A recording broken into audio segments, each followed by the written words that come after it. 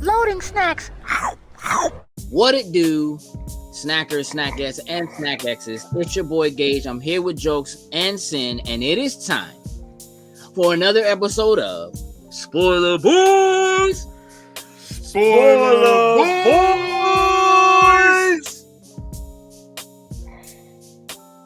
Now, this time, we are specifically here to spoil the Marvel.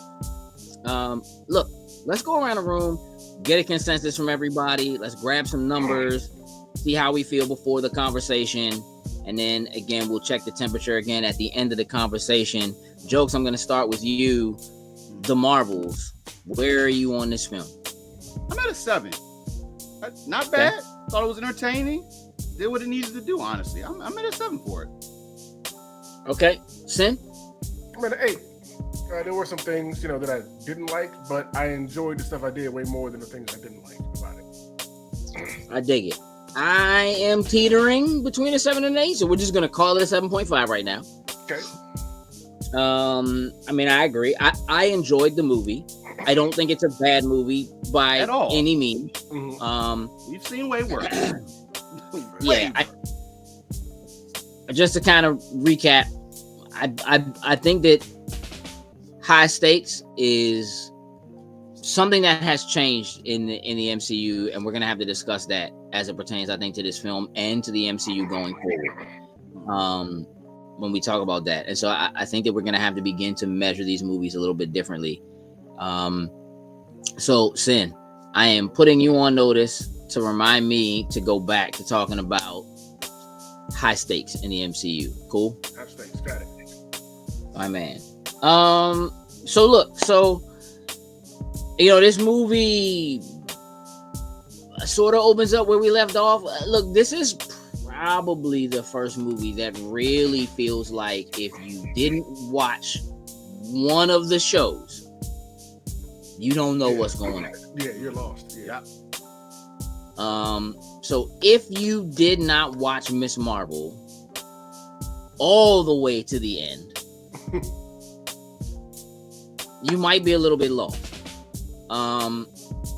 But I do think that this movie in the very beginning tries to do a good job of catching people up by just stating who Kamala Khan is, what her name is, not saying exactly what she did, but stating that she is the savior of New Jersey, if you will. Of course, we'd be watching her, but kind of speaks to giving us an answer of what happened at the end of that show.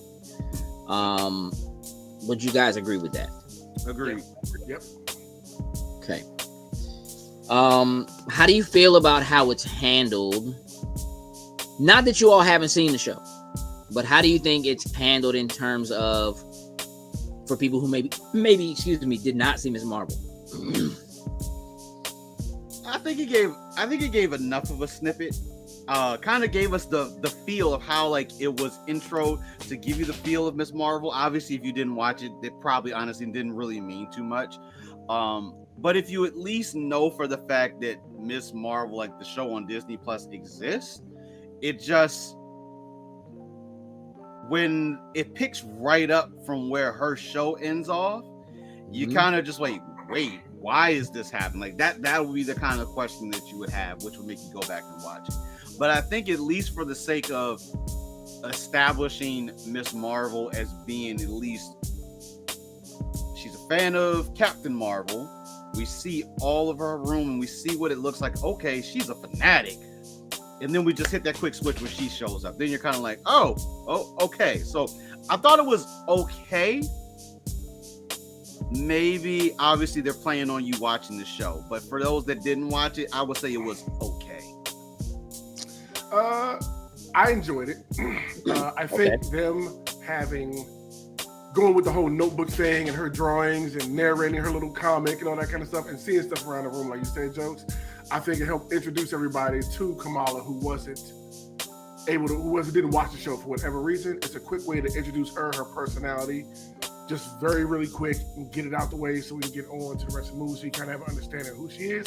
I thought it was fine, starting off that way. I was cool with that. So I have a slightly more specific question. This movie feels like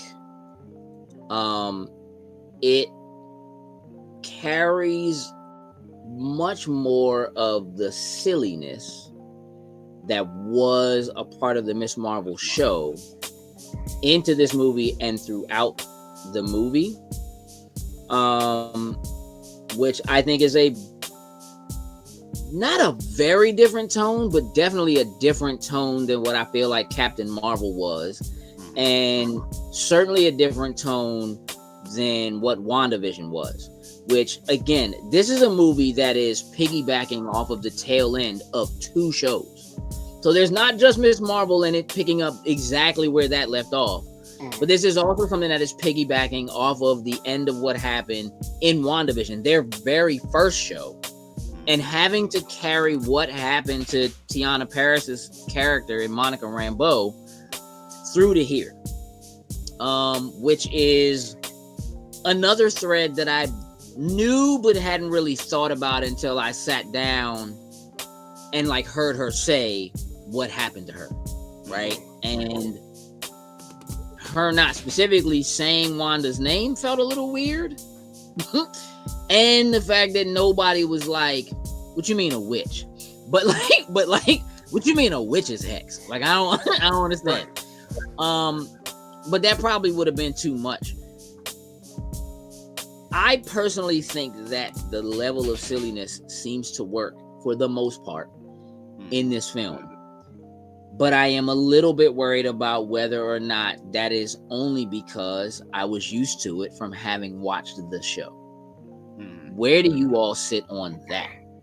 Actually, before we jump in, because Candace actually said something, I'm gonna throw that out there.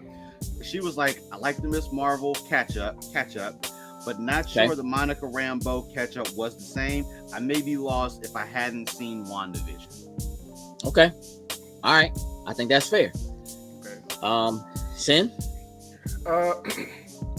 I actually really like the comedy in this. Not all of it, but a lot of the stuff they were doing. I didn't see that coming going into this movie, but I was pleasantly surprised by how funny a good majority of it was, like what they were doing. I didn't have a problem with it. Like I said, it threw me off, but I enjoyed it. And I thought it was just great between the three. Like just a lot of the comedic timing and all that kind of stuff was great between the three. Like I said, it threw me for a loop, but I thoroughly enjoyed it more than I thought I would with it. I did. Feel the same way, Jokes? I feel the same way. Like honestly, to me, I thought the comedy, for the most part, I think was on point. I think the three of them, meeting for the first time, or I should say, Monica and Cap seeing each other for the first time in a very long time, and then obviously Miss Marvel is fangirling out the whole entire time while she's in. I absolutely love that. Just to kind of show, she's younger, and I think that's a cool way to kind of show that off in comparison to the rest of them, is just to have her fangirl out. But I thought their whole entire time together it was on point. I honestly don't think there was too much of a miss.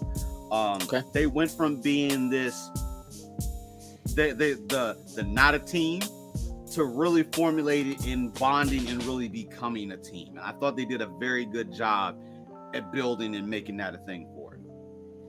Yeah, I mean, I'm gonna say that this film has some of the best fight choreography they've ever had in the MCU. Absolutely.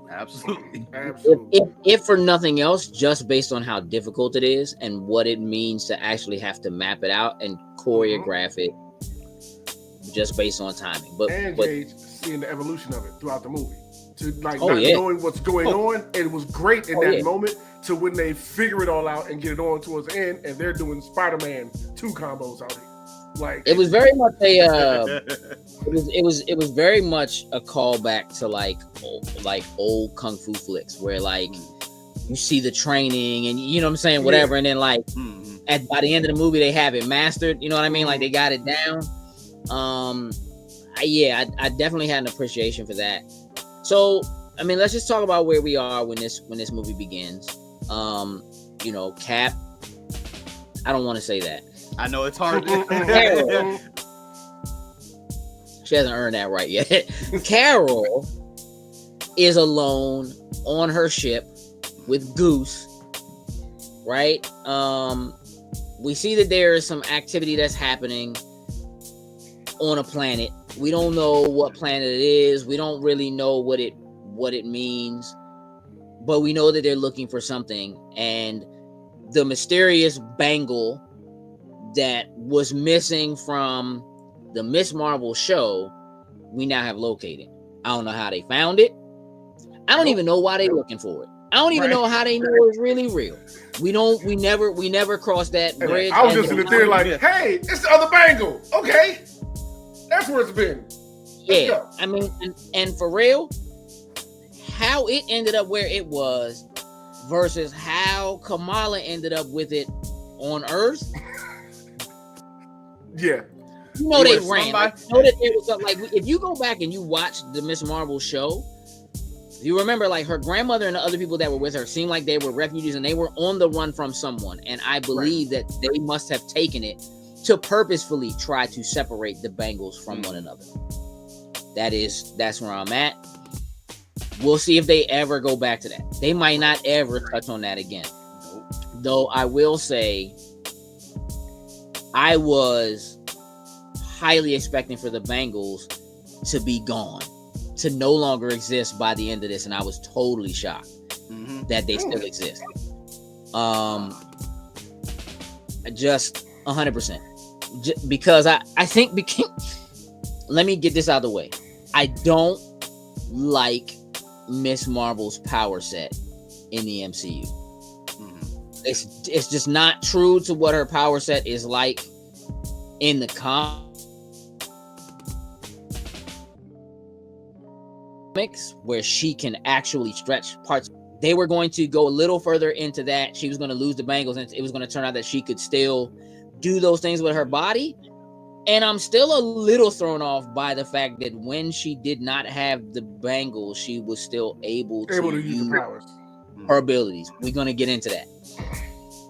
So I was a little thrown off by that. But Carol is by herself. She gets a call from Nick. It just seemed like old times. Like they talk all the time, I guess. You know what I mean? Which makes me feel a certain way about Secret Invasion. But again, my man said, I'm not calling anybody because it might turn into a problem. I mean, all right, but I'm just saying, you got somebody on speed dial, dog. Like you just really do, dog. Like you got a power player. Yeah, for real. Look, we have an anomaly. Can you go check it out? Yeah, I'll go check it out. Right? Goes to check it out. And just, I mean, look. Let me get dressed, strap my boots on, and just fall into space. And then I'm just going to fly over there. I don't know why we don't fly the ship there, but I feel like she's faster than the ship anyway. So cool. She flies in, goes to check things out. We know that they've already taken off with the Bengal. I'm going to tell you, when the entanglement starts to happen and they switch places, I do get a little bit lost with who is where. Okay. Only because it seemed like by the time Carol got to where they took the Bengal from, everybody was gone. And then when they start switching, and Monica ends up there, when she lands hard, like they just show up, like it's a bunch of them. You know what I mean? Like I feel like something was lost in there, but again, we'll get there. She goes to check it out. We already know what's going on with Kamala, at least in terms of, her talking to her mom about doing her homework and doing her drawings or whatever. And I do like that they didn't carry the drawings and kind of the animated stuff any further than that. Once she leaves her room and she doesn't have access to her pad and it's not in her imagination anymore, we're no longer doing that. And I do really love that. That they didn't carry it any further than that. And we hear Nick tell Carol, hey, Monica's out there working on something. You talking about Monica? Like my Monica? What's she doing? Like, yeah, dog, but you realize she not a child. Like, I know, I guess you don't age, but like time has passed. She's not a baby. She out here working. and she just decides they make a bet or something, whoever she out there with, and she like, yeah, I got it. Y'all go get some food or whatever, and I'm gonna go check this out. Which I'm gonna just say something. I'm gonna have a black man minute here real quick. There's a couple of them that were that. Look at here, sis. You already walked through a witch hex that did something to you. I just feel like you should be or would be a little more cautious before you just float yourself out to space and start playing around with like time space doors. That's all I'm saying. She got powers now. She want to show them off. But still, there's not. She did when she walked up and touched the hex wall. Now, the thing is, the same thing may not happen twice. You got lucky and you got your powers there. The second time you do it, you may get shredded to little time bits. Exactly, dog. I mean, listen. What if that joint just undid her powers and now she just floating? I can't breathe. Well, she got her suit on at least, so. Cause my man Dick is like, what are you doing? Like, Nick was funnier than he should have been in this movie. Listen, he was as funny as he needed to be in this joint. Like, Secret Invasion was heavy. It was very serious. Like, this needed to come, you know what I mean? Come down a bit. And I think that the idea of Nick being in charge, but being much more of a father figure than just being head of S.H.I.E.L.D. or head of Saber. There's only one real moment in this movie where he does that, which is when like they're panicking and he's like, no, go get everybody to the such and such. Like that, at that moment, he snaps back into old school Nick Fury, head of S.H.I.E.L.D. Like, this is really nothing to me. Like, having to evacuate a bunch of people, like, yeah, probably everybody's not gonna make it, but do everything you can to get everybody. Like, he's par for the course. But he snaps back into that mode, and that's really the only time that he does that, I think. So all right, end of my color man rant for just be walking up and just be and just, like, cause I like listen.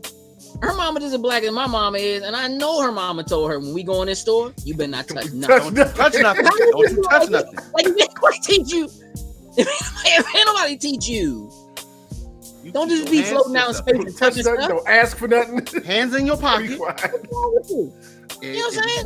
Last time you touched something, you got powers. You better not do it again. You understand what I'm saying? Like, you know, I don't know. Anyway, entanglement ensues. I do actually think they do a good job of sort of explaining that the entanglement is tied not only to the immaculate timing of Carol and her touching the things at the same time, but also the fact that they're tied to the bangle and that she's got the bangle and the bangle is now activated. I'm willing to accept it. Timing is what it is, right? So cool. We're swapping places, and I'm gonna tell you something.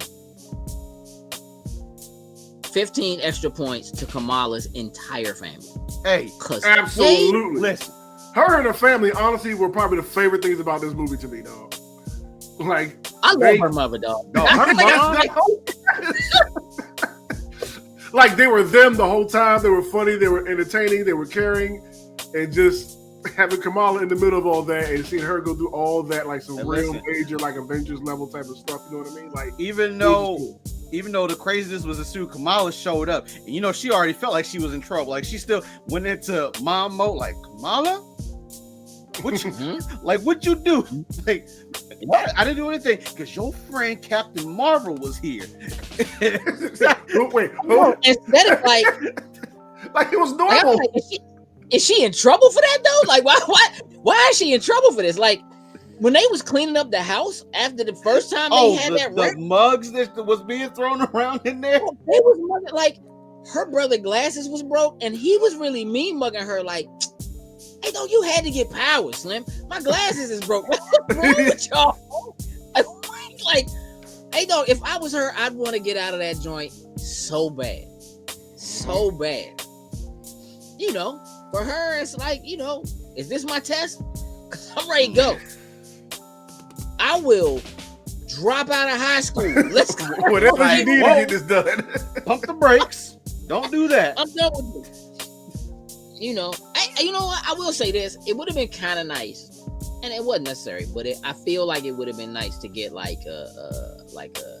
just a call back to my man Bruno. You know what I'm saying? Just how he's doing. You know what I'm saying? Off in school or something. There was a quick Her second. friend Nikhil or whatever. There was a quick second I thought that was going to happen towards the end. Yeah, that kind of. I feel like it's possible it was in there somewhere and it just got cut. Honestly, You know what I mean? I think that I think everything was done pretty well. I think another 10 minutes or so spread throughout the whole entire movie, and some of those little small instances may have actually paid off. But I think what they did and how they were able to condense this under 2 hours and still kind of maintain things the way they were, I was good with it. Because the moment it probably would have gone, if for whatever reason they had to try to make this a 2.5 hour movie, I do think we would have gotten a little too much extra. Yeah, too much. But maybe an extra 10 minutes. An extra 10 minutes, I think, could have been a little extra icing on the cake for it. Let's do this. Let's just kind of go through some of the characters and like Darben. I don't really like her. I didn't really feel her as a villain. I don't feel like she didn't feel threatening as a villain to me. I don't think her face felt threatening when she's making angry faces. Like none of it. It just doesn't. It didn't quite. She's forgetting. Like there was no point in time where I felt like any of the three of them couldn't actually punish. Body her. Like I didn't hate her or anything like that. Like when it started, I didn't watch any of the trailers outside the first one. Mm-hmm. So going in and I saw her come out with the hammer, I was like, first thing came out of my mouth was, "We're doing the accuser again." Like we already did that. Like, and we didn't really talk about how she got the hammer back. That's what I was about to say. Yeah. I'm like, Power Stone's gone. So I'm like, what is this purple aura that you got in like this thing right now? Because you ain't got the Power Stone in there. and I'm just like, okay. Like I didn't hate her going through it, but I was like, with what her goal is and everything, like in the scale of everything, like she's gonna be forgettable at the end of the day. Like it is what it is. Yeah, I mean, I didn't hate her. I just I don't know if so. I do feel like the trailers play her up as the villain, which I guess she is the villain of the movie. But I do feel like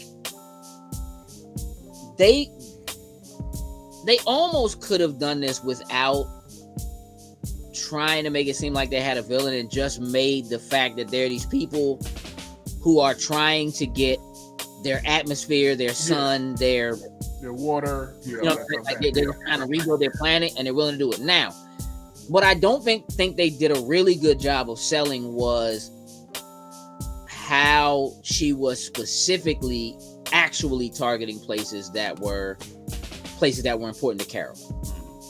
They didn't at all. Yeah.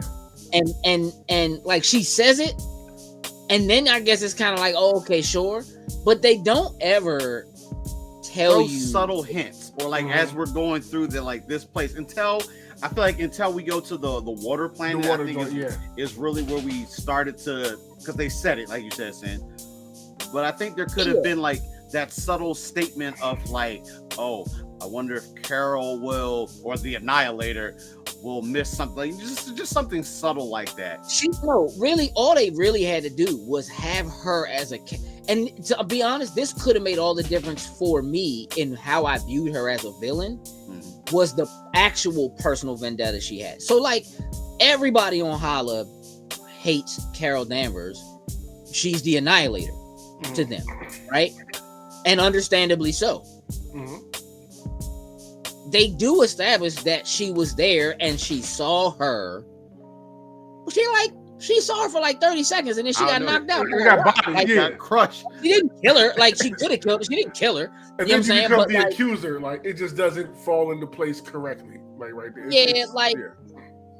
They don't ever. All she really had to do was have a statement where she says, "I'm going to get our planet back to where it needs to be, and I'm going to make her suffer to do it. Like, if they had just said that, if she had just been like, and because they also never make it clear, like, how does she know Carol's history, where she's been, what's important to her.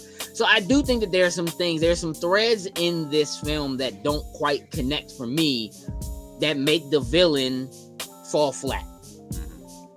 Okay. No, you're completely correct. I completely agree. Yeah. All those things were going through my head through it. Like that whole, like when she finally admits it after they get off the water planet, like, yeah, I took everything from them and all that kind of stuff. And she's targeting what means to me. I was like, that's what she's been doing the whole time. I thought she was trying to just build her planet. Like, here has the atmosphere, here has the water, like, here's the sun. Like, oh, this is perfect. It's also like only 3 things. And so because it's only 3 things, and it kind of doesn't seem like the Kree planet was that big of a deal to her. Like, they established that she knows them because she's like calling the Emperor by name, but like they don't really establish that particular refugee camp of Kree is of a major importance to Carol for some reason. Like, they just don't nail that. I think that's like what Joe said. It'd have been better if they added that extra 10 minutes with stuff like this. Yeah. Just to like say those type of things and establish those things just so the audience knows. Same thing with the water planet. Because even though they established that she's important there and why she's important there, which I think is dope and hilarious at the same time. Yeah. They don't really establish why it is important to her. Like, she says, like, it's just a she makes it sound like it's not really important to her. Like, it's not really that big a deal. Like, I did it, he was in some legal trouble, whatever. And so this was just kind of like a thing that I was willing to do to help them out. But she doesn't make it seem like it's actually that important to her. It's just one of the things that she did while she was off gallivanting through, the universe. You know what I mean? Doing what she was doing. And to be honest, I think that, again, they probably left something out, because at one point she does establish in their conversation that the reason why she didn't come back home is because she knew what she did to Hala, and she felt like she needed to make it up before she could come back and see Monica. And so even just a small piece of dialogue that attached her doing what she did to that planet, that it was a thing that saved their entire planet because blah, blah, blah, and therefore was important to her because it was one of the things that she did to make herself feel like she could finally come home. You know what I mean? Like, they don't quite hit that touchdown for her. And so while the time on the planet I think was enjoyable, having this race of people that can't do anything but sing. That was one of the things I just love like. that. There was like some funny moments. I didn't like it.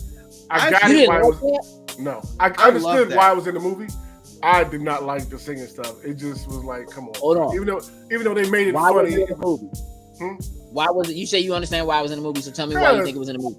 India, Kamala Khan, just to appeal to that audience and all that kind of stuff. That's why, the whole like dance number, all that kind of stuff. That's that's why I did it. Not for me. I get Bollywood. You feel like it was a little Bollywood. Yeah.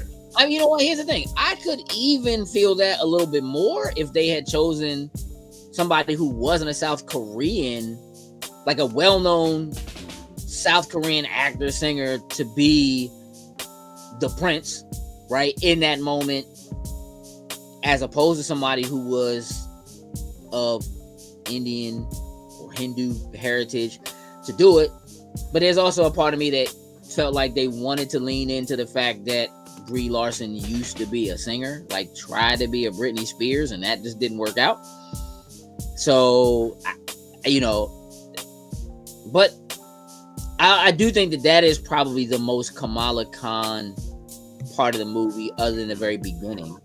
I think that piece of it fits more in line with that. But I do think they do a good job of not turning it into a musical, but by explaining the way that these people communicate is like, that's just how they, like, if you just talk, most of them won't even understand you. Right. Yeah, the king or prince was bilingual. Right. That was Which- kind of That was kind of, it was, you know what I mean? Stop. It was kind of, we need to talk. Okay. yeah. So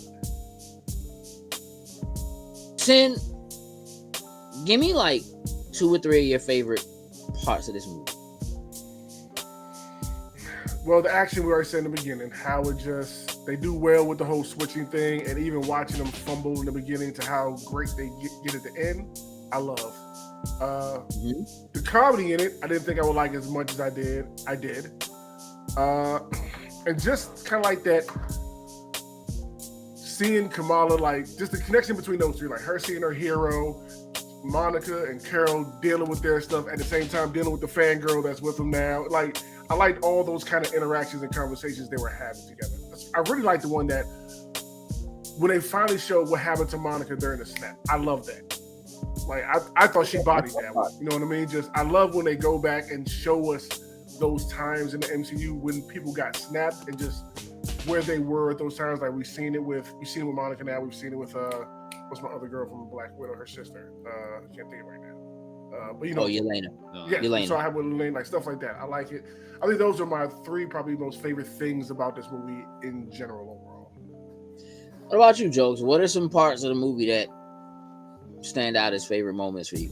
I really like the part where, I guess this is, I don't know if you really want to consider this to be 2 parts, but when they were all wearing like the mental link thing that when they originally said, and where they were kind of in each other's minds and seeing the different kind of what you're saying, Sin, not wanting to relive those moments, but going from that into, you know, seeing them work together. Like, listen, we're gonna have to figure this whole thing out with us, you know, switching places with the powers and kind of building that small relationship. Obviously, for time's sake, like that was probably a good chunk of time that they spent in that area trying to do that. But I really liked how they kind of, as we saw, they started getting in tune with each other and doing all that. You can kind of see that bond forming for them. That training montage. That training montage to say on there for it. Before I forget, the part that did make me laugh the hardest is when Kamala's falling out of the sky and Monica's trying to figure out, what am I going to do to catch it, whatever? And Nick Fury goes, "Black girl magic." Dog. I died laughing in the theater, dog, when he said that. That was a tip. That was the Sam L. Jackson just come out there to say, "Use your black girl magic." Yeah. I died laughing at that one. That don't work. I might say, hey, you gonna have to fly. It's like, you better figure it out now, because if you don't, she ain't gonna make it. Probably. And honestly, that was probably also a favorite moment, because, like, listen, when the 2 of them were falling, at that point, that was literally like, oh, we may be ending the movie right now, because that. Come on, it's too early for that. It's too early for that, bro. Being funny. She's on the poster. I get it, just being funny here, but that was that moment where, you know, some heroes or they need like that extra push before things start to really get in gear for them, and that was one of those moments. Now, granted, thanks to Kamala and being able to, she used her power, she still put the shell over top of them, which may have saved them, but then they ended up swapping places anyway. But I think maybe that actually was one of my favorite moments is when that happened and they hit the ground and then he goes, "Oh, it's Carol." He's like, "Oh, all right." You know, it's Carol. Like, I know she's good. Like, hey, listen, she took a punch from Thanos. She's good. That little fall. Yeah, just overall, their camaraderie. Solid one of these from Thanos when he grabbed that power stuff. I just love their interactions.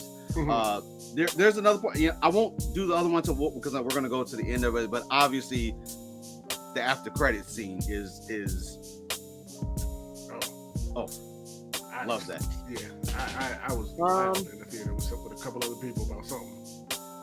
Hey, I was upset. I was upset with the people that was in my theater. Like, continue. If you getting ready to tell me you upset because people got up, dog. No, not that. No, not that. It was just when it happened. They didn't have the reaction you were. It didn't. I don't think it resonated with them, and I don't know if maybe that was just. Mad? Don't be mad. That's not their fault. That's the MCU's fault. That's the thing we can talk about. So, you know, again, like, I do think that there's a good level of character development in here. I think there's great character development for Carol. I like her better now than I did coming into the movie. Agreed. I can agree with that. Yep.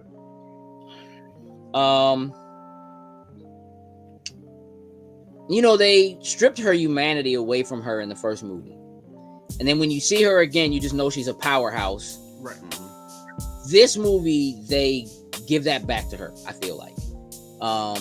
They allow her to be vulnerable in some ways by having someone youthful around her, which is a thing that kind of takes her back to memories of spending time with Monica.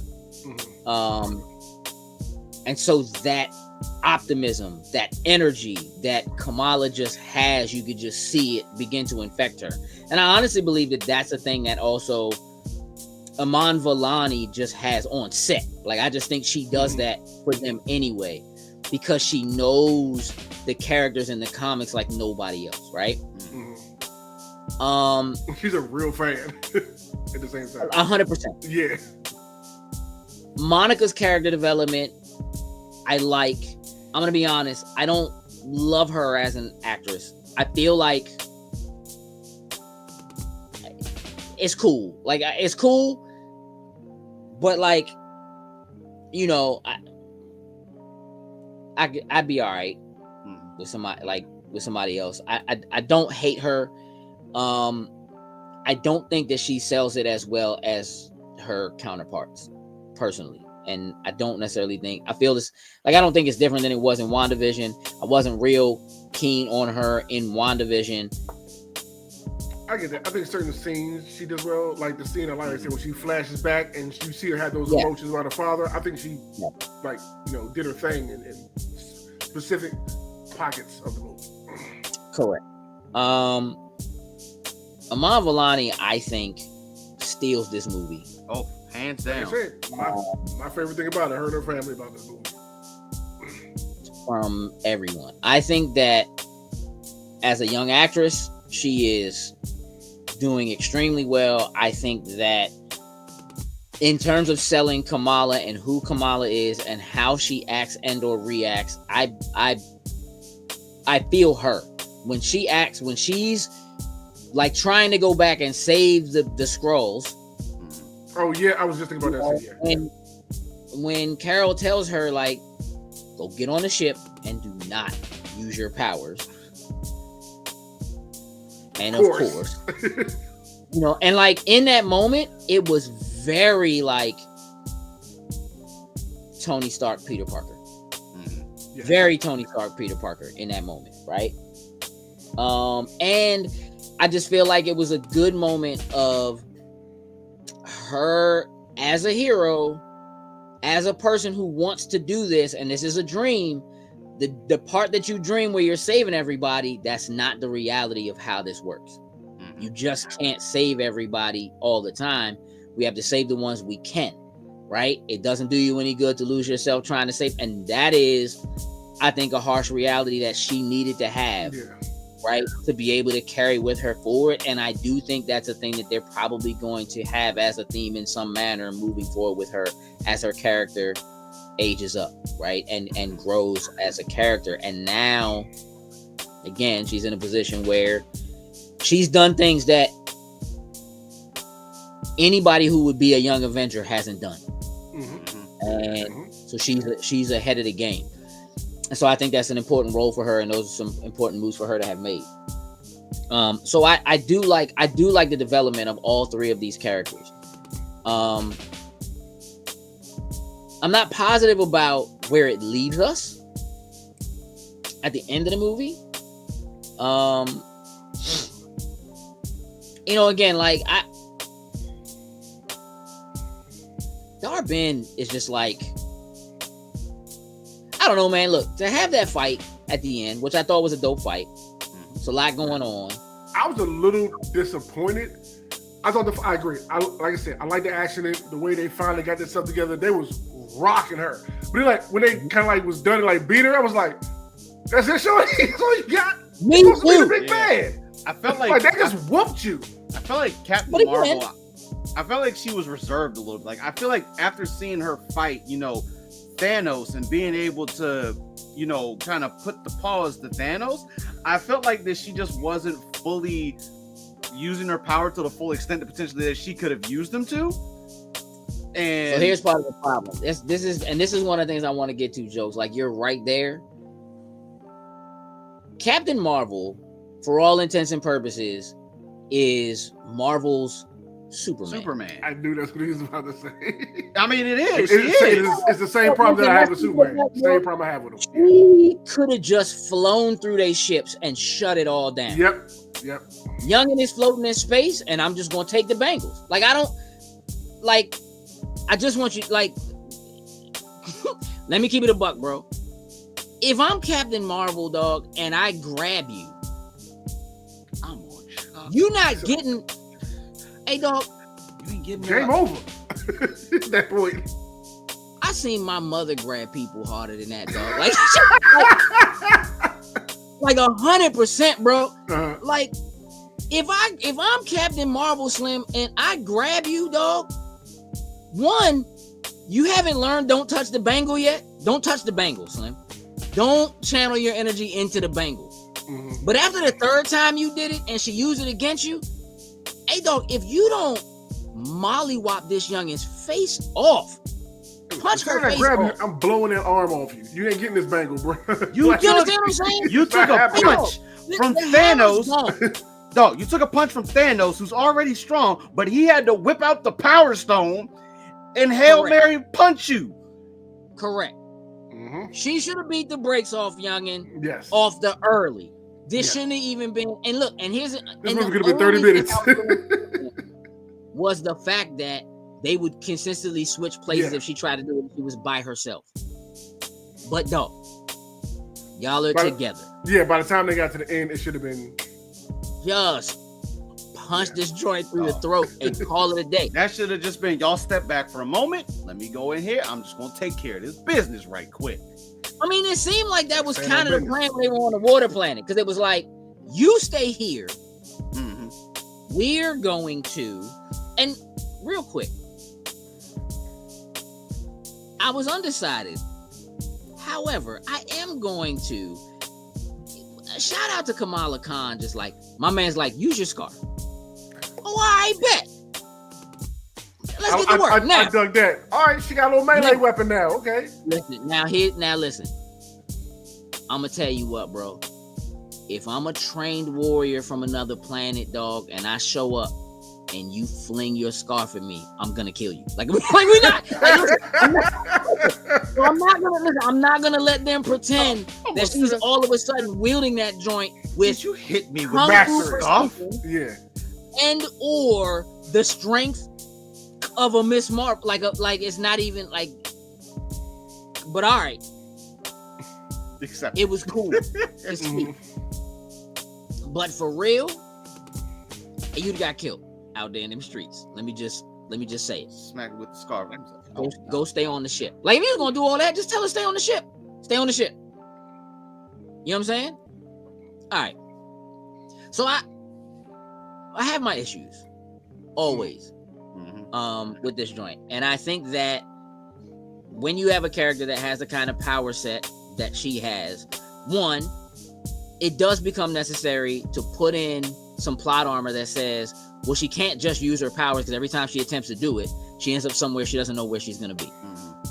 So we get that part figured out. We go through the montage of having them figure out how to use their powers or whatever, which is all dope. Then they get in and they're starting to like, let's rock it. You know what I'm saying? Let's go in here. Let's swap out. You know what I mean? Which is looking dope. Hey, but knock this youngin. You can't even knock youngin out. Like, knock this youngin out. Like, she's got one more planet, and it's Earth. Like, come on, we done with her. We done playing around with this chick. Like, let's put her down. And we put a hole in her. Should have been body. And then we made a deal with the devil and let the devil up. But youngin was just like, got you. I saw that. I'm pretty sure we all saw that coming from a mile away. Like, come on now. We've seen Straight this up. in every other. Like, no, don't do Hit that. this youngin' with the "I will kill Kamala" comment. Man, if you boot her, if you No, boot her ass on the side of that shit with his face, listen. boom. Hey, listen. That And then joint come was pick up the- straight up. That joint was straight up Thanos holding Loki with the Power Stone to the head. Like, I was like, what is in the hammer? I'm like, do we have a Power Stone from That another? joint was like pulling power from her face. Like if you look at the hammer sitting on her face, like her face was starting to turn purple there with veins. I was like, oh, she's actually doing something. I guess she's draining Something like her that. power Yeah. somehow, and is something happening with the bangle or whatever. And for real, at that moment, I was like, hey, Kamala, take your scarf off and hit this youngin' in the face. Hit this youngin' in the face. Yeah, I didn't like it. I feel like there were some issues there and there were some rewrites there and it didn't go the way they were originally planning. But let's talk about how it ends. Let's talk about how we end up. Because in the long and short of it, we do some math technical mumbo jumbo to figure out that we can stop this. Carol Jai like just goes out and puts an end to Young, which is like, you could have done that From the beginning. About 60 minutes ago, sweetheart. She got both the bangles, and then there's like only like 40 seconds of actual threat because she has both bangles. You know what I'm saying? And it seems like when she got the bangles, they just like ate her alive. I'm not even positive what actually happened to her. It was like It just too much seems like- power. Like, it was like her body couldn't use the power of the two of them together and disintegrated. Like, I don't know. She knew she was going to die doing it. You know, and again, at that point, I don't feel like they did enough to establish quite how maniacal she had become in not just wanting to give her people back what they needed to have. Like, she did have that brief moment with her little second in command dude who was like, you'll die if you do it. She was like, if that's what it takes. All right.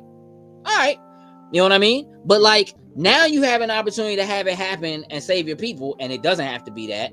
And we didn't really establish that, like, I would rather die and kill you and see you suffer than just get, you know what I'm saying, my people back, or, you know, whatever.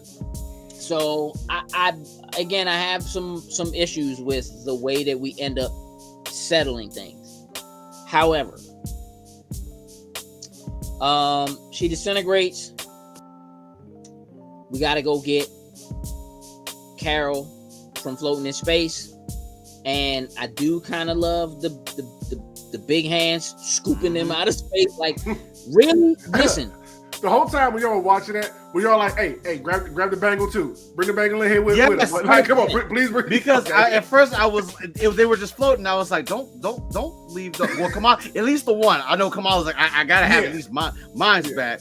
But when you saw the whole hands grab, I was like, okay, this scoop it in, scoop it all in. Let's go. Yeah, dog. More importantly, why did we let Monica go out there at all? Why did we let Monica go out there at all? If Kamala could just reach out there and scoop this joint. Because they had to do it for the continuation of what's going to happen. This is a sort of plot. What do you mean? That joint is in no way relevant. Monica going out there to get Carol and bring back the bangles is in no way relevant to the fact that she had to go out there to fix the thing. Like, they could have just had her, oh, I got it, and scoop. And then when she gets back and Carol gets up, they're just like, can we fix this? Yep, this is how we got to fix it. I think we can fix it in theory. And then she does it. And I got to go out there. Now, I am going to say this again, because I have issues with how this ended. Plot armor. Once Kamala has the bangles and it seems like she gets her true power, right? Like, I was born for this. I like that in her. We still don't know what it actually means for her, technically. But we do know that apparently those bangles were used to create the entire network throughout the multiverse and the universe to travel wherever, whenever. All right. That to me says she now has an ability she would never have had before, and it's a little more of America's power than it is hers. But I digress. we need to create the same amount of power again that created it. Then we need to channel that power into you, and then we need to use you to close the portal. Okay. I'm in. Like, what? Okay. That's what we got to do. Let's do it. We do it. She gets the power. She flies out there. Jokes. Mm-hmm. Why did she go through the portal to close the portal? I'm pretty sure the words were said that it had to be done from the other side. Now, I don't know. My thing was, I was like, why does it have to be a push? Why can't it just be a pull? Why can't we just use the powers on this side, grab said walls or whatever it is, and pull it together versus the pushing together? But of course, it was also said, it was like, oh, this is blown a hole like in space time. Like the words were specifically said to be planted with everybody that was a different universe. We've never ever, Correct. we never said that at all, ever, until this one instant of the moment. Right, because the Bengals did it. Mm-hmm. Yeah, that I understand. I'm cool with the fact that they're saying that going to the other side. Now I got you. I'm just Kevin Feige said so. Do you recall them saying at some point that they said she had to push it closed from the other side? I don't remember. I don't know. I saw it. She said it had to be Thursday done from the other side. Park, so I don't know. I'm more than certain that she said it had to be done from the other side. Okay. Joe? I do believe you do, Joe. I'm okay. I literally just saw it, but I'm just gonna say okay, because you're not certain. You're more than certain, which means that's like 112%. That's what they said. That's about right. I missed it.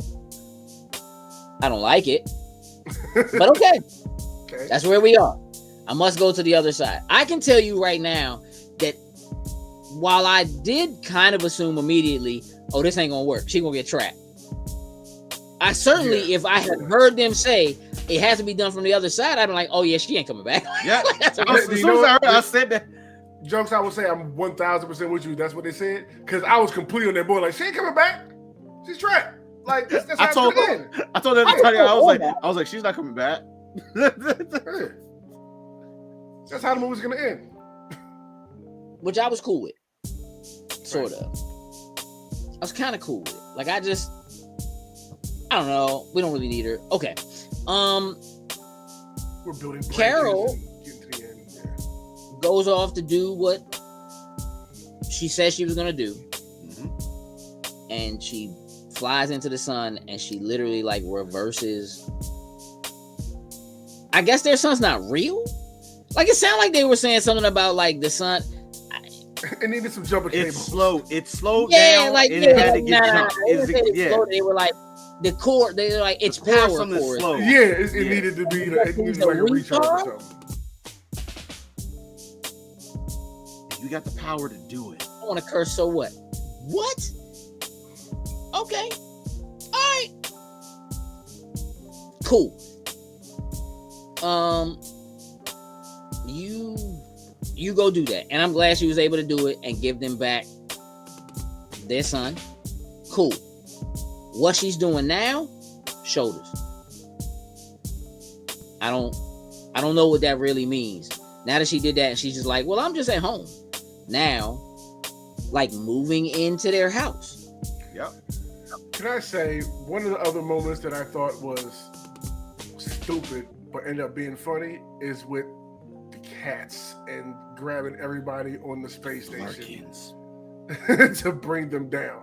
I thought it was absolutely stupid, but it was the more they got into it, like the funnier it kind of got. Like, Hey, listen, okay. at this point here's what I got out of all that. After they brought them down, I was like, oh, New York City is now infested with flurkins. And so, you know what that made me think of? I'm all over the place. It's the Spider-Man games, Spider-Cat is a flurkin. Jokes. The way that. Yes, I'm doing that. Hey, listen, I'm doing it there. I'm reaching. But either way, New York is now infested with flurkins. And somehow this is going to end up. You can't tell the difference. You can't tell the difference. It's gonna come back to bite them. Here's what I think is also very important: is that at the end of Secret Invasion, the president of the United States declared war on all beings that are not from this planet, especially Skrulls. They said they know how to detect them and know how to find them.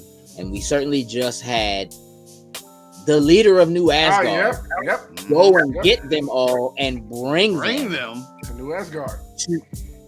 To New Asgard. That was cool. They are officially on her. And it was cool. Yeah.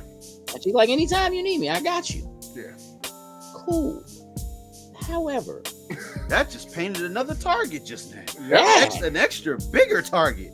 Because if that's the case, they're gonna go after New Asgard, and now you just added the Kree there, like the Skrulls there. They just did all that to the president and all that kind of stuff. Like that's gonna be something that's gonna come back in the future for sure. Hey, don't attack New Asgard and destroy that, because you're gonna make an enemy out of Thor. And him and his daughter gonna come back to wreak havoc. Thor loves Midgard.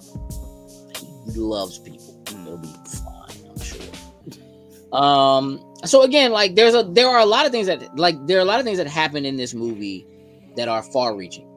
Mm-hmm. Right? They reach back to all the way back to WandaVision. They reach back to Miss Marvel. They reach forward. They reach back to Secret Invasion. They reach forward to the future with, again, Skrulls now being in New Asgard for sure.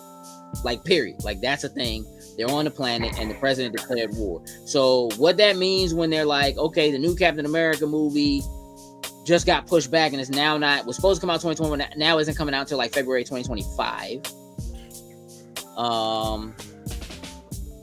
There's a lot. But what I tell you to remind me to do, Sin? Like the stakes of movies in the MCU. So we don't care anymore. The stakes have been so high, right? Like when the MCU started, they gradually rose the stakes. Like Iron Man, the first Iron Man didn't really have super high stakes. It was like, it's us on Earth, let's get ourselves picked back, like that's it, right? We get to the first Thor movie and it's like, oh, but the actual Annihilator, like came down to the planet from Asgard or whatever. Like that's kind of a problem. You know what I mean? Like that's a problem. That's a problem, right? And we gradually get up to like Loki and him being from Asgard and being a god and having powers that people can't really deal with. But we got one of them on our team. Like it's like, like we can handle it. And then we start bringing in aliens, right? And then we're like, oh, Thanos. And now we're talking, what do the stones mean? And how does it affect everybody else? And we just gradually build and build and build until when you get to Endgame, it's like, right. Everything's at stake. As a matter of fact, things are so at stake that half the people that we like died. Like just people we just got introduced to, they just gone. Like we just got Black Panther. Like Black Panther just came. He right? turned to dust in front of all our eyes. But now we've done cosmic, right? We've had Guardians and what they're doing with that. They fighting like whole planets. They live in the head of a Celestial. We have a Celestial that is apparently on Earth. You know what I mean? Mm-hmm. We had the Eternals and everything that's going on. Like the things that should be high stakes, just aren't. They're kind of par for the course now, right? Like what Captain Marvel can do feels normal, right? And the stakes don't feel high because it's not. Even when it's no longer ground level, it's like, all right, well, they got somebody that can deal with that. You know what I mean? Like they're just like the looming threat. The person that can show up from somewhere way out in the universe who actually is threatening enough to like, I'm going to take your son and leave your solar system, not just your planet, but your whole solar system like in shambles. Plus, we like don't go back and I know that like we needed some closure, and so Carol has to go. It's cool that she like, well, we're moving into the house, we're back there, she has a plane but she doesn't have the keys. I could teach Kamala how to fly. Like it's cool, but like did she go back to the water planet? that she's the princess of? Yeah. And check on them, because When when they left, and I'll be honest, I can appreciate that Kamala was like, yo, I had to make a call. Boop. I actually love that. That's actually probably my favorite part of the movie. When they're like fighting about it, and she's like, I could do this. And she's like, nah, Slim, we gotta go. Nah, I could do this. And Kamala's like, yeah, Nope. nah, dog. We're getting out of here. I had to make a judgment call. You know what I'm saying? And then in that moment, the heat of that moment, when they talk about it to each other, we get a real moment between Carol and Monica, and then, you know, having her like, yo, I had to make that call. Like, I had to, you know what I mean?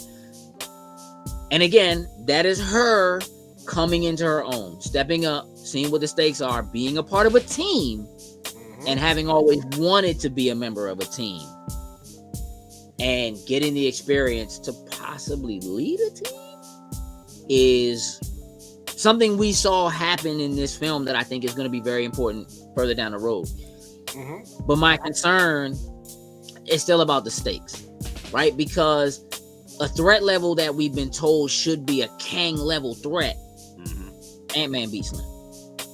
And I 100%. Like, it's like,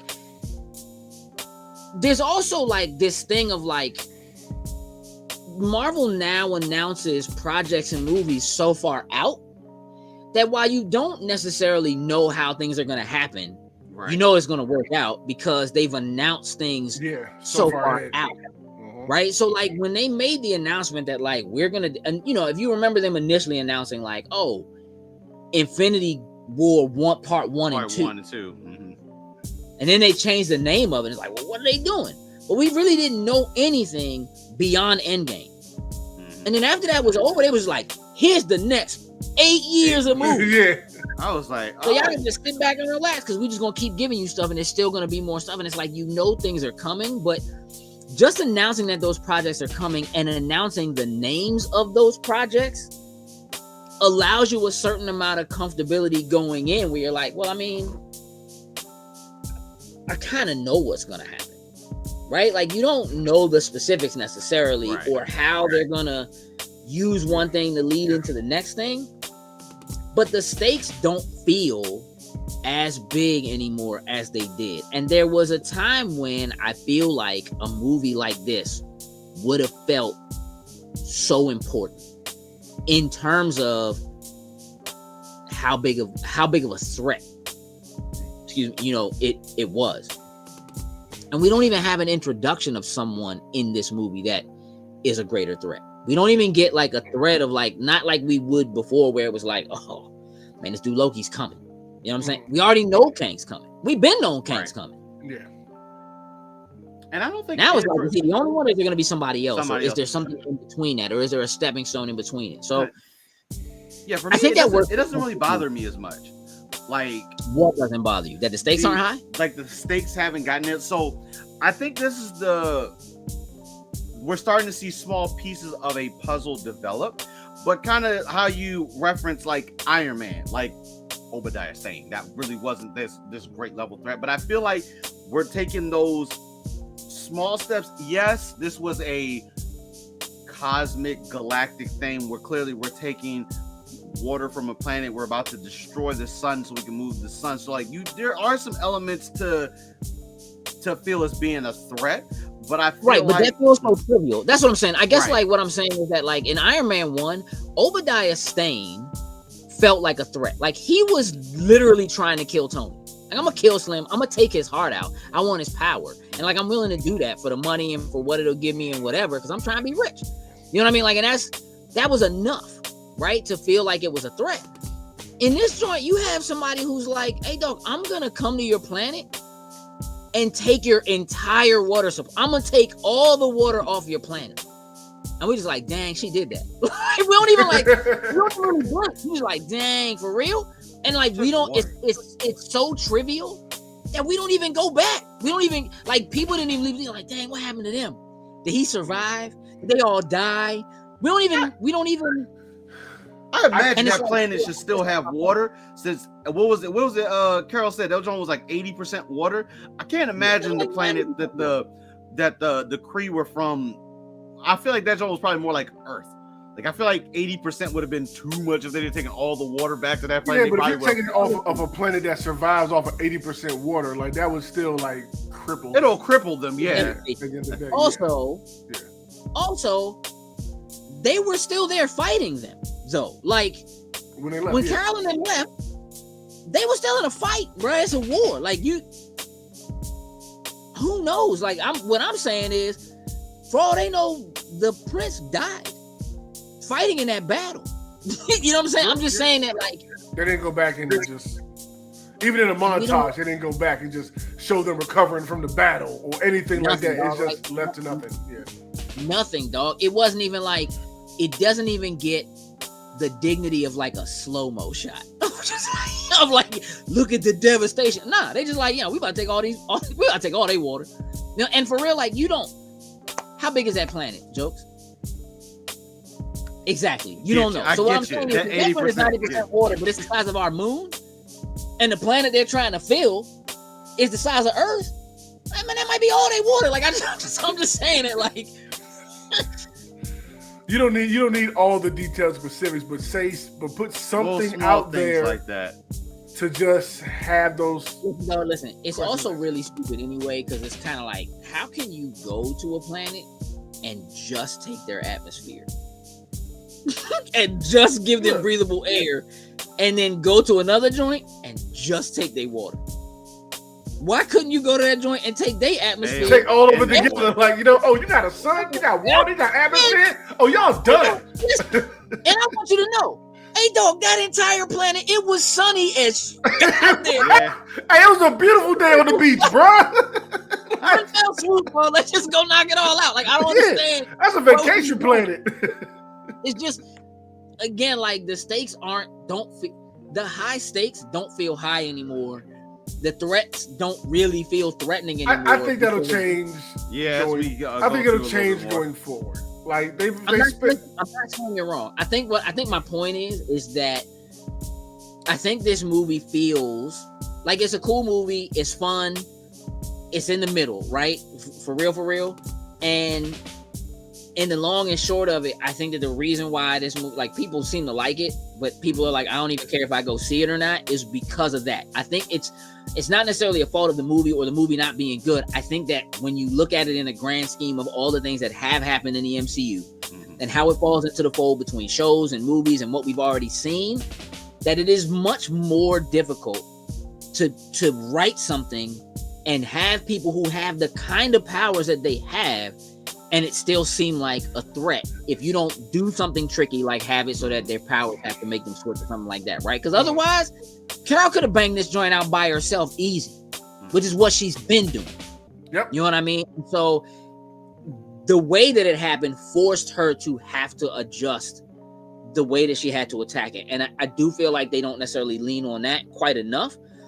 The truth of the matter is, them fixing this was relatively easy, even though a lot of life was lost doing it, and it should have been easy because this young is not really a threat.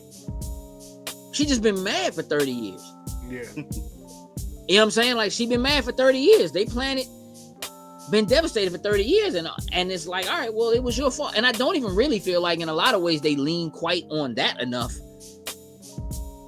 in terms of, like, again, like what it takes to be a hero and being whatever. And she just went off and kind of was like, I'm angry, so I'm just gonna stop this thing that's a problem, not realizing that devastated the planet, right? Yeah. So I just think that's a place where we are. I like the movie, right?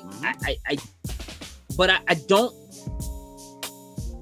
and I do think that this movie, because of things that they did, and we're gonna get into the end credit scenes and all that, is important in some of the biggest ways ever to the remainder of the MCU, including things that are not announced. Yeah. And that feels exciting. 100%. But it's just the end credit scene, and they could have stuck that joint on almost anything. For real. They could have put it on almost anything and done the same thing. So this movie, to me, does not feel like something I feel like I need to recommend. Like, right now, I can't say like, oh, you need to watch this joint. UMCU, you got to watch it. Like, and I think it's because like it doesn't have like there's not enough. Again, I don't think it's a bad movie. I enjoyed the movie, but like if somebody's like, "Yo, should I go see that joint?" What I feel like I would say to people is, "Hey, dog, you need to see the end credits." And like I'm sure you can go watch that joint online right now. Oh yeah, And you know what I'm saying? So, and I think that's part of what the problem is. I don't necessarily think that is a fault of this movie. I think it's just a fault of the landscape we're in right now. That, you know what I'm saying, makes sense? Understand. Let's talk end credits so we can get out of here. Jokes, you got real excited, so I'm just gonna let you, you know what I'm saying? Because you know how you like to spoil stuff, so like I want you to have the moment. I mean, this is spoiler boys. I think this is the perfect Correct. That's just do that. Which is kind of your fault. We decided to do it. This is Right. kind of you needed this so that you wouldn't do this to us. So like, thank you for that. But the after credit scene. So obviously we see Monica wake up someplace. So obviously she's in another parallel universe, whatever it may be. She wakes up and looks like she's like in a hospital bed or wherever, you know, confused. So she wakes up. The first thing you said, wouldn't you be? Oh, very much so. Okay. And the first thing that she sees to her is her mother. And so first thing she does is she completely breaks down, you know, Mom, like I love you, like always, like I can see you. But clearly this is not her mother, because she's saying, I don't know you. And things are getting a little tense, a little weird for a second. Next thing, we hear a voice, deep voice. And, you know, for a second, I was like, I think I know that voice. Wasn't quite sure. But the next thing you know, the homie Beast shows up on screen. And it was like, oh, we're doing this already.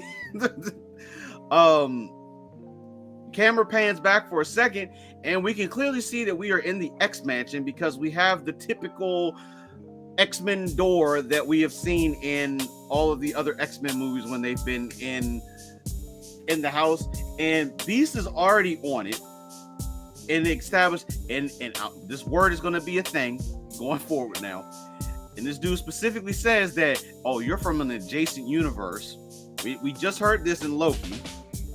But Beast apparently already knows what is happening and what's going on, almost like either he's already experienced this before, or he's just Beast and he's smart and he just figured no, things he out. He said, which is clearly impossible. Like he followed that up with like, which is clearly impossible. So like, so that can't be what happened. Like, so he's not on top of it. Like he's right, but he don't know he is, and he don't know why, which is Beast of him. And It's not just Beast. It's Kelsey Grammer. Yeah, that's I was gonna get to it. Yes. So I'm with it. I'm with it. And then we do see, so I believe, because I did Polaris, I believe is what she binary. No, binary. Binary. I don't know binary, but I know it was a Polaris. I knew it was one. I didn't remember exactly what her name was, because you see the suit, which is clearly it's pulled almost right pretty much out of the comic with a small few little changes to the suit. But clearly she's another variant. So like, interesting. Whatever. We'll see how this will play out. But clearly we are in was a form of Captain Marvel. That's why not that ability, they invited her to join the X-Men. She declined it. But they invited her to join the X-Men in the comics. Yeah. When she got it. And I guess in this universe, she accepted it. You know what I mean? Also, she's black, so that's another thing. But like, but yeah. So, I mean, obviously, our character, who they never give a name. Yeah. I was a little disappointed, but I'm not anymore. That the whole time of the movie, once they all get together, like Miss Marvel was trying to give her a name. They come up with all these crazy names. Like at some point, she's gonna call her Photon. I was waiting for it. At the end, I thought she was gonna do it and did it. So I was like, okay. When it didn't happen, like maybe later down the line when we get to the Avengers movies or whatever, she'll finally settle on the name that she wants to give her. Say Photon, and she likes it and accepts it. But yeah, go ahead. Maybe it won't matter because she's not there anymore. She might come She'll back. get the name. I Who guess she'll get knows? the name over in that universe. But we are clearly in the universe that the X-Men exist in. Yeah, I'm gonna say that we're in the Deadpool universe. I'm assuming that this beast is a beast at the X Mansion where Deadpool is. And we know the Deadpool movie's getting ready to come out. Like we know that Deadpool 3 is they're shooting and they're supposed to bring a bunch of people back and there's supposed to be a bunch of multi-universal stuff. And I just think that that's what it is. So she could end up, as soon as that movie coming out, be back in that universe in some way, or it could just be that we're begin to see these other universes as they exist before we, Which I would love to see that. I would, and just bring everything back. Again, the Madam Web joint dropped today, so clearly they're going to continue to, play with the multiverse and keep doing, stuff. So, if I can. As much as I love that end credit scene, the post credit scene before that. Well, the one that was tied into the movie itself. Yeah, like once that ends and they cut into going into like somebody's going to the apartment or whatever, I thought that's where Kamala's friend, that's where he was going to show up. Like she was going to be excited to come back and show him like what she's been doing and everything. Oh, Bruno? Yes, Bruno. Yeah, that's what I thought it was. But the second we saw Kate Bishop, I was like, 5 other people like yelled, and I was like, "Young Avengers!" I just screamed out like, "We're about to do it!" As soon as I saw Kamala sitting there thinking she was Nick Fury, I started dying laughing. I was like, "Here we go!" I was like, "Here we go!" So I was so excited to see that on my couch. Oh Lord! Yeah, like there's a lot of young people with powers nowadays. Yep. And like, she broke it down. I was like, this is what we have been talking about for a long time now. They're bringing them in here, and now we're seeing it come to fruition. That's probably one of those movies they didn't put a title yet. That they announced. So I was super excited when I saw that. I mean, I'll be honest. There's a part of me that feels like they may not call them Young Avengers. They may be like an A-Force almost. Like they might just be the Avengers. Like it might just be that's what they do. You know what I'm saying? And so it's possible it is announced. You know what I'm saying? Like she does say in the scene, she does say, "Oh, and I heard Ant-Man got a daughter." Mm-hmm. Yeah. You know what I mean? So again, we going that route. We know Isaiah is in the MCU. Like Isaiah exists in the MCU. Again, we had Scar and She-Hulk. So we know they've been dropping the seeds. The characters have been around for a couple of years now. You know what I mean? So, her kind of, again, the development of her character, though it does happen very quickly, almost too quickly in this movie, coming back to Earth alone on the ship and having to be the one to say to Nick, "We lost Monica." Yeah. That's a team leader move. Yeah. That's a thing that that's like, nothing prepares you for that. You don't, you know what I mean? Like that's just. She sold that.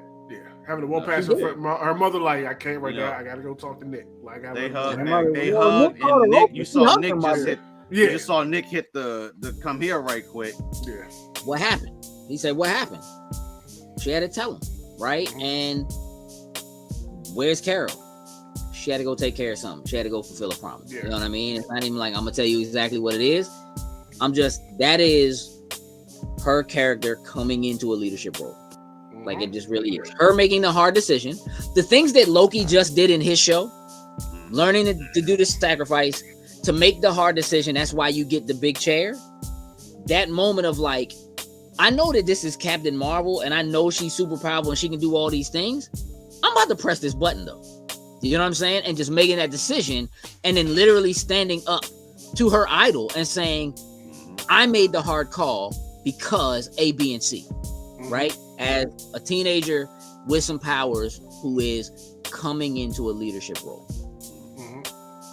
It is important to have seen her make those moves. So like, if they continue this arc of her being the new Coulson and kind of being the recruiter, right, and showing up in other things or whatever, I think it'll be dope to see it. And I think like that it. having that development of her as a like character really begin to kind of take these other people who maybe have some experiences, but again, Even have not done what she's done. They have not traveled the multiverse. They have not traveled through space and time. Even the prospect Right. of seeing, like you're saying, how she's handled all this up to now and what's going to happen until she starts recruiting people. Like, but then seeing her in that type of role, knowing her personality, I think would be hilarious. Like, I think it would be great. I do too. I think it'll be great for her, and I think it'll be great for her development. And that is, again, probably my favorite thing about this movie is them really developing that character quickly out of the Peter Parker Iron Man thing. They're like, I can't do anything without your permission kind of thing, where she just steps up and makes a decision because that's what needs to happen, right? And so, you know, also she has outside her. Yeah, she got to deal with it. So, let's go back around and get grades, and let's get out of here. Jokes, where are you? I'm still the 7. Okay.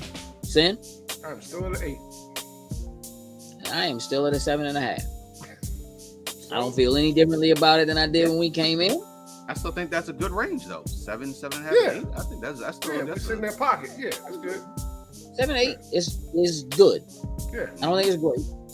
Yeah, but it's good. But it's good. Yeah, it's good. So yeah, I do think if you're not pressed about it, you can wait for it to come home. I don't think you like. It's not a joint where I'm like, yo, you need to go to the movie to see this right now. Especially unless you we just spoil avoid it. try to avoid spoilers. But the only real spoiler to avoid would be for the end credits, which, you know. So yeah, I thought it was cool. I enjoyed it. We're gonna wrap this up. This has been your episode of Spoiler Boys for The Marvels. Look for us to. We gotta do Invincible. And apparently 9 days in a row we got what if? Coming. It's just really real. So stay tuned for more Spoiler Boys. We greatly appreciate it. For the Patreon members that are here and that are watching live right now, thank you for doing that. Please make sure you give us our feedback on how this is working for you so that we can continue to improve upon it going forward, because clearly we have a lot of episodes we got to be doing really soon. So having said that, for myself, Gage, for Jokes, and for Sin, again, this has been your episode of Spoiler Boys for The Marvels. We are out. Toodles and loose. Loading snacks.